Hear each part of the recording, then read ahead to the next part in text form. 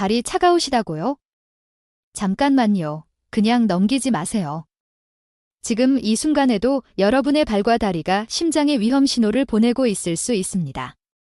서울대병원 심장내과 연구팀이 15년간 3만 명을 추적한 결과 심부전 환자의 94%가 가슴 통증이 아닌 발과 다리에서 먼저 증상을 경험했습니다. 하지만 대부분 그냥 나이 탓, 신발 탓으로만 생각하고 넘어갔습니다.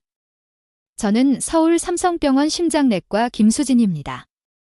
35세의 심장 전문의가 되어 10년간 수천 명의 환자분들을 봐왔습니다. 그분들 중 정말 많은 분들이 이렇게 말씀하십니다. 진작 알았더라면 좋았을 텐데 발이 이렇게 붓는 게 심장 문제인 줄 몰랐어요. 너무 늦게 왔어요. 이런 말씀을 들을 때마다 정말 안타깝습니다.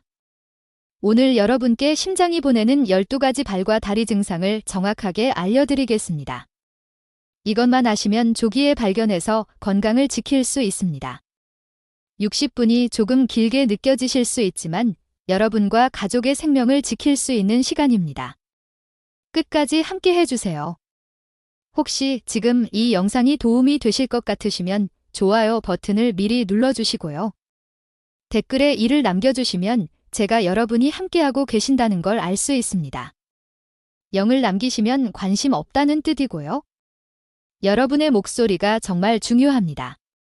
자, 그럼 첫 번째 증상부터 시작하겠습니다. 첫째, 발이 계속 차갑습니다. 양말을 신어도, 실내에 있어도, 여름인데도 발이 얼음장처럼 차가우세요? 대부분 혈액순환이 안 좋아서 그렇다. 나이 들면 다 그렇다고 생각하십니다. 하지만 서울대병원 순환기내과 연구에 따르면 이것은 심장이 보내는 가장 초기 경고 신호입니다. 왜 이런 일이 일어날까요? 심장이 약해지기 시작하면 펌프 기능이 떨어집니다. 그러면 우리 몸은 생존을 위해 선택을 해야 합니다.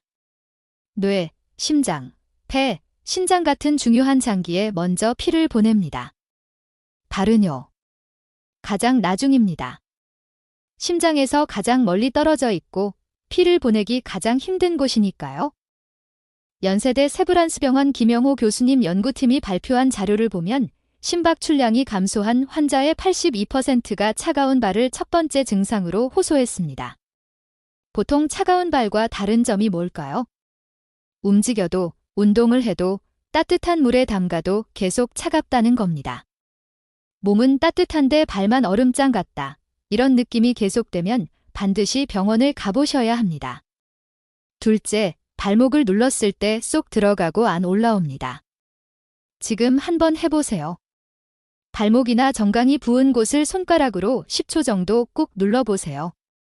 손가락을 떼었을 때 푹 파인 자국이 남고 몇 초간 안 올라오나요? 이것을 우리는 함유부종이라고 부릅니다.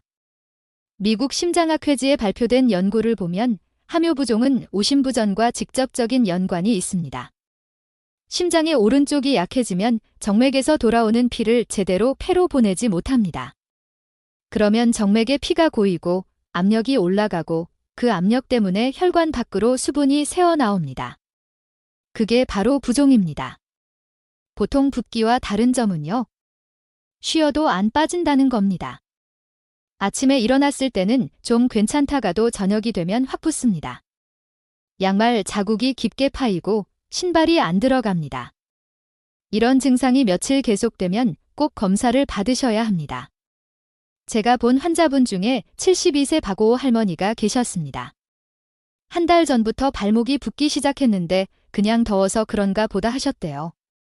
양말 신으면 자국이 손가락만큼 깊게 파이는데도 나이 들면 다 그렇지 하고 넘기셨습니다.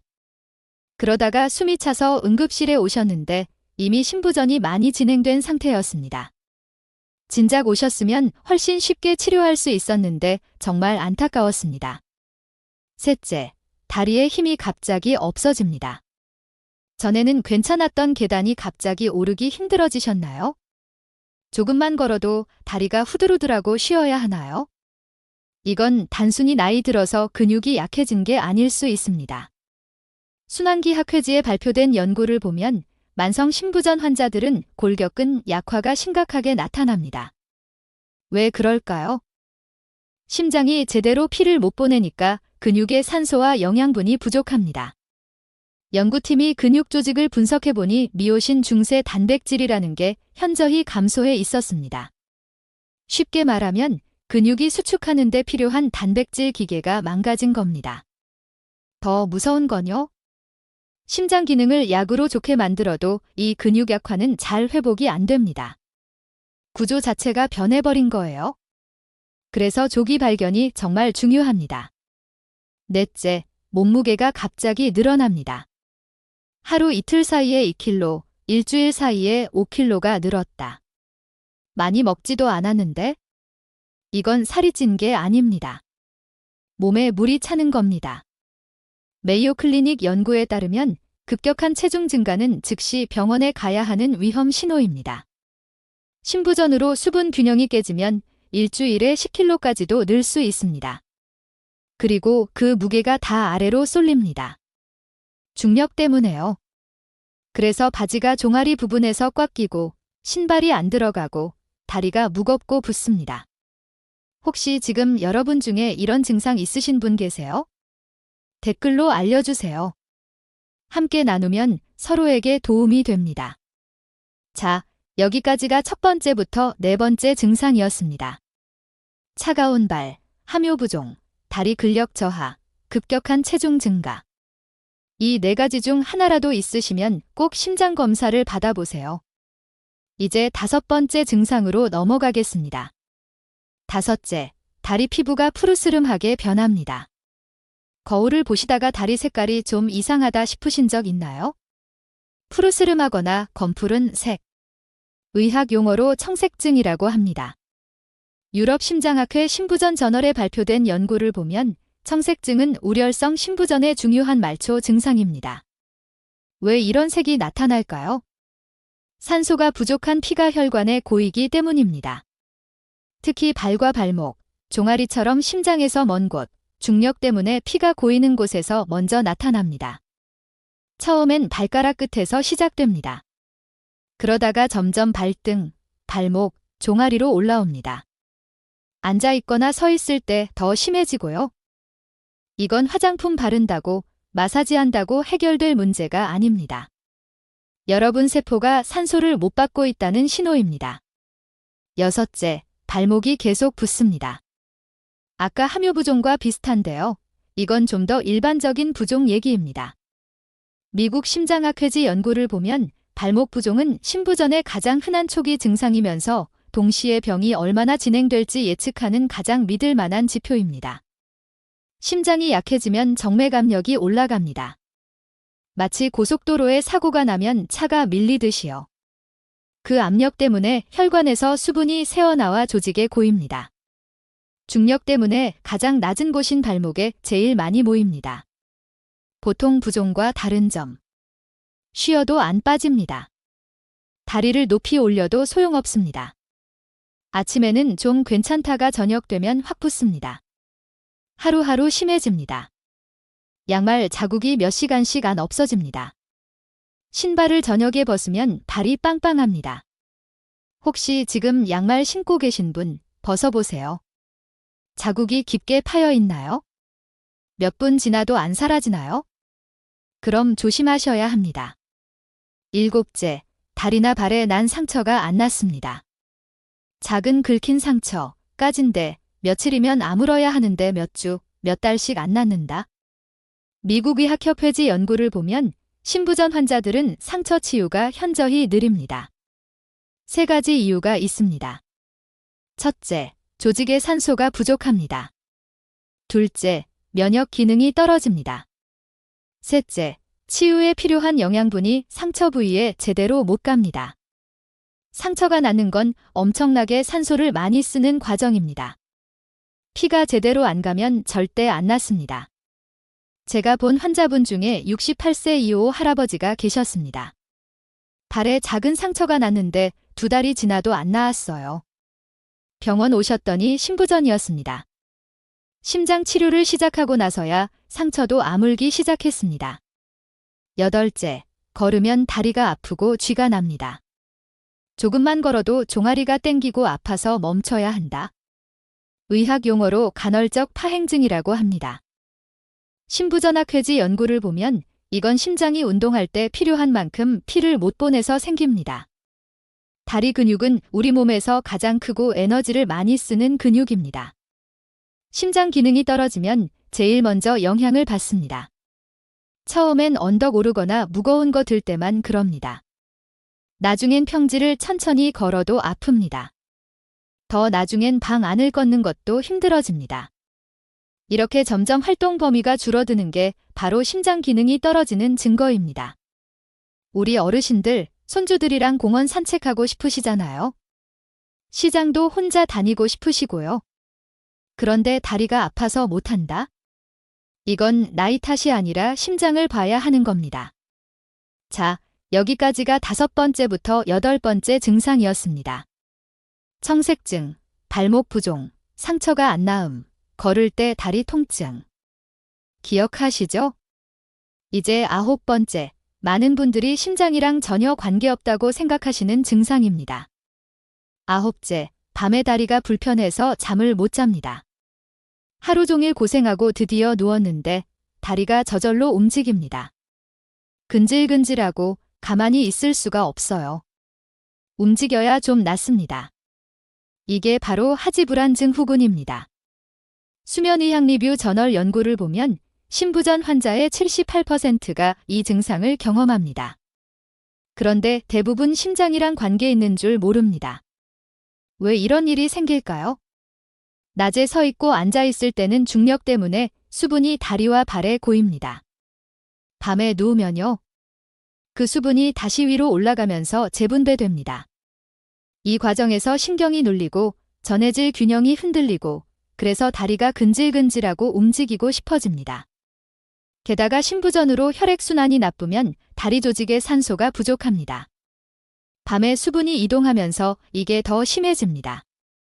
신경이 예민해지고 타는 듯한 느낌, 저린 느낌, 벌레가 기어가는 느낌이 듭니다.